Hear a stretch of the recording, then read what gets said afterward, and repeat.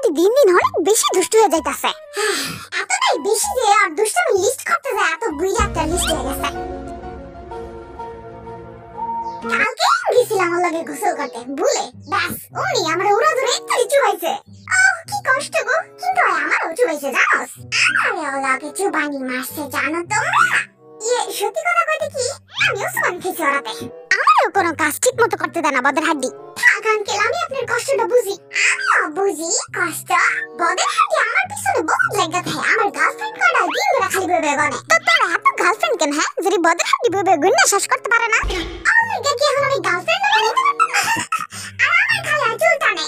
আমি অলরেডি রান্না বান্না করে শান্তি পাই না। তরকারিতে মাছ দিলে পকেটে লয়ে দৌড় মারে। আমার বাসা যে আমার খাওয়া সব খায়। আর আমি তো 14 বছর ধরে খাওয়াই সব খেয়ে না অলরেডি। আমার অফিসের কাগজপত্র সব উল্টা পাল্টা করে রাখে হয়। আর আমার একটুখানিও শান্তি মতো ঘুমাইতে দেয় না। ঘুমাইতে গেলেই ওই খালি সাউন্ড বক্সটা ছাইড়া নাচন শুরু করে।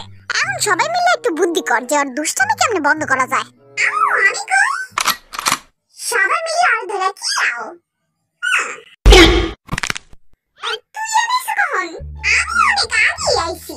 তুই আমার দেখাস নাই চোখে। আর তুই আমার নামে এত বদনাম করতেছিলি কেন হ্যাঁ? তুমি অনেক বেশি দুষ্ট হয়ে গেছো বদর হাড্ডি। কিন্তু ও বাবা আর একটু বাড়াই বলছ। আমি তো এতখানি দুষ্টামি করি না, একটুখানি করি। বাবা মিশা কয় একটু সাকর। আমি মিশা কই না। হইছে থামো, দোনোরে চুপ থাকো, নাইলে কিন্তু একদম জঙ্গলে ছেড়ে দিয়াম তোমগো। বাবা আমি শপথ করতে আছি যে আমি আর কখনো দুষ্টামি করব না।